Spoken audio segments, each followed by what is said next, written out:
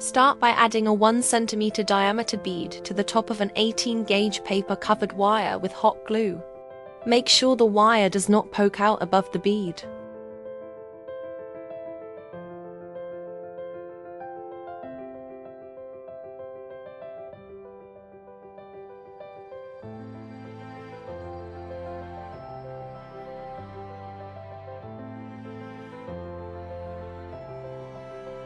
Cut off a piece of floral tape.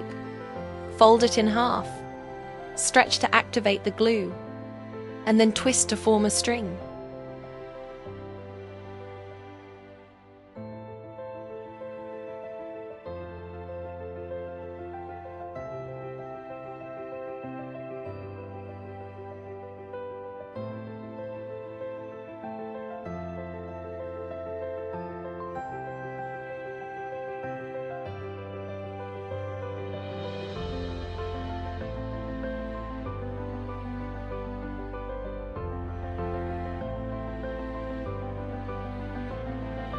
Take the floral tape string and wrap around the bead to form 8 line sections.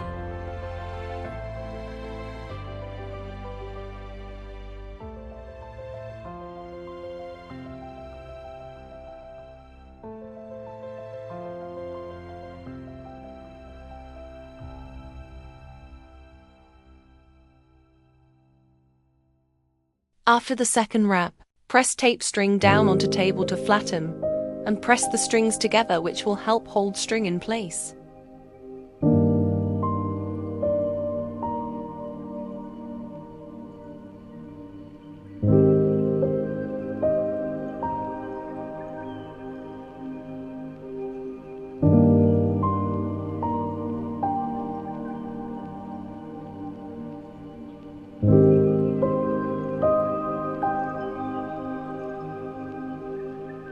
Use the tweezers to straighten up the lines and then wrap over with floral tape 2 or 3 times.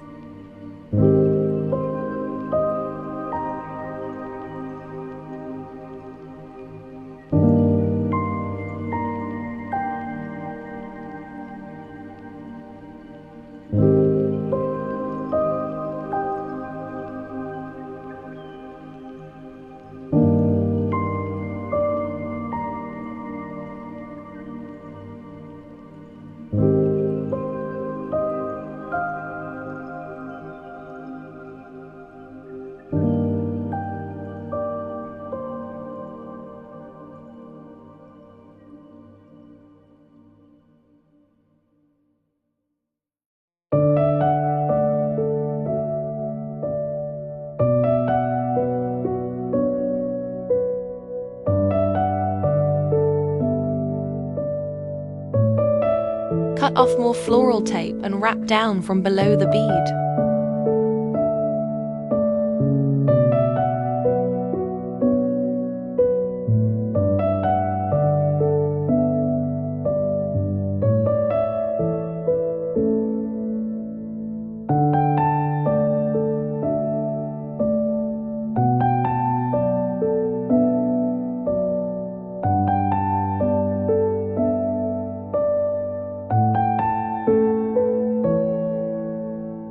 Using a skewer, press down between the lined floral tape to make those lines really pop out.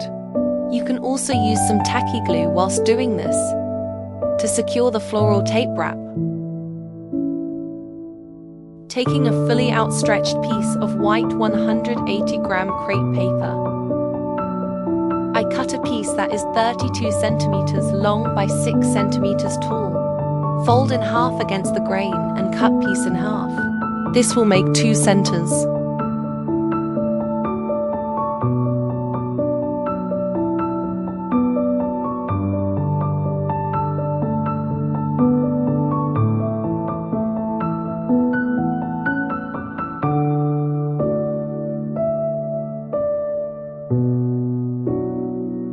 Take one piece and open it up. Add glue to the top or bottom section, and then add a hot glue line along the folded edge. Fold top section down and press to secure. Press gently along the hot glue line and then using a ruler, skewer or your nail, run a line along the bottom edge of the hot glue line.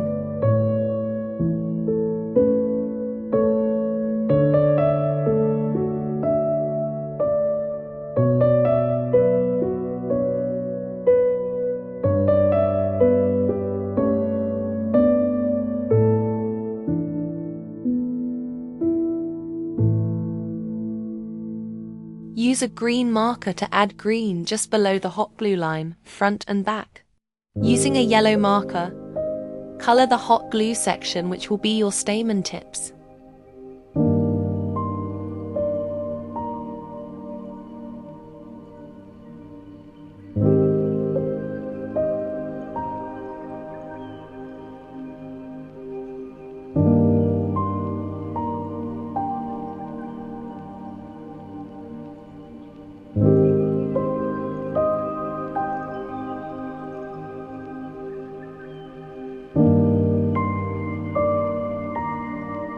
Fringe as finely as possible, leaving an uncut base of about 0.5 centimeters. Using 3 coffee filters, folded in half. Fold in half again, and measure a height of 8.5 centimeters and a base width of 5 centimeters.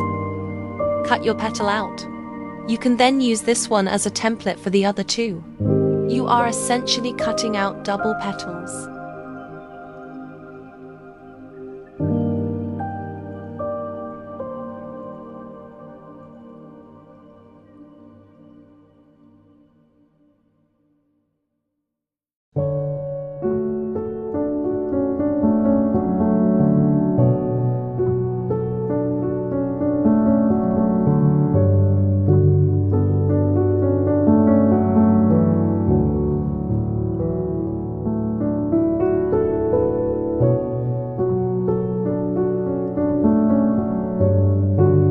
Add pan pastel in bright yellow-green shade to the base of the petal, bright yellow-green tint to the middle, and red iron oxide tint to the top.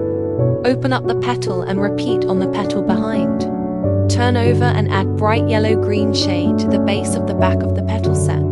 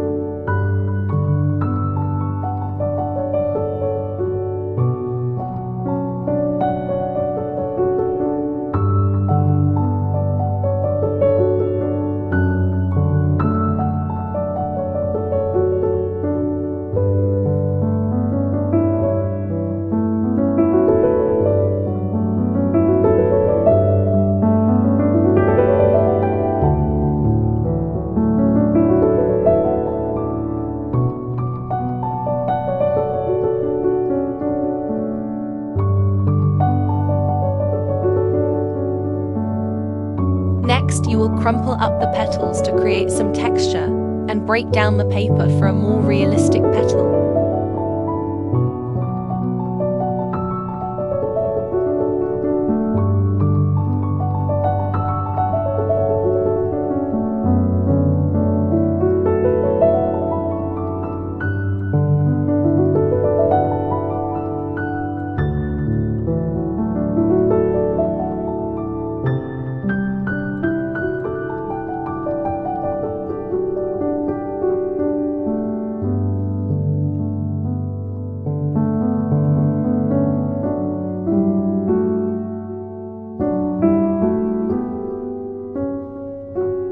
Add some tacky glue to the fold line and using a skewer, or in my case, a small knitting needle, push the paper down the skewer to create a gathered and compacted base. Fluff out your petals and then pull apart the glued edge gently so that you can slightly offset the two petals. It should look like a slight overlap. Gather the base again and press down that glue. Repeat with the other two sets of petals.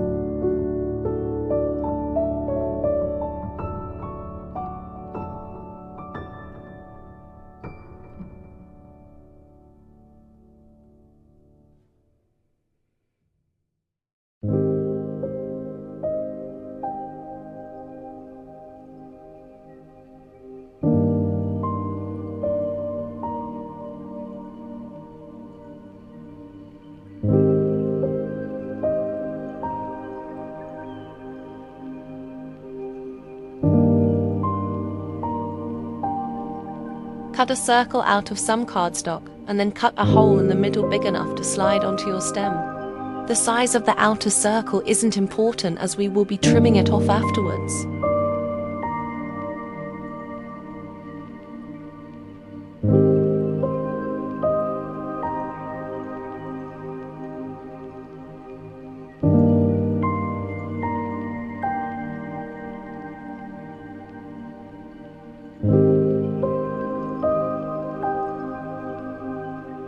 Apply hot glue to the base of the bead and secure the cardstock circle in place.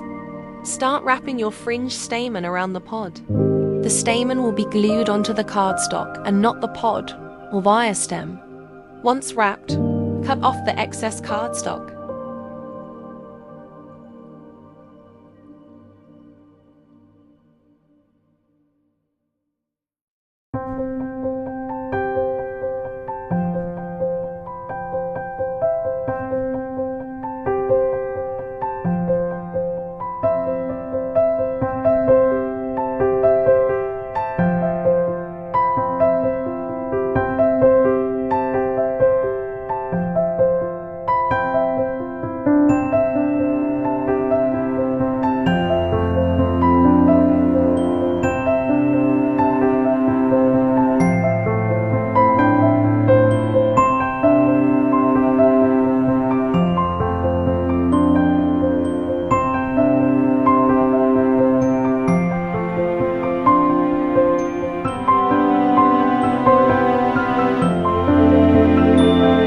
Use a skewer to shape your stamen. You are now ready to apply your petal sets.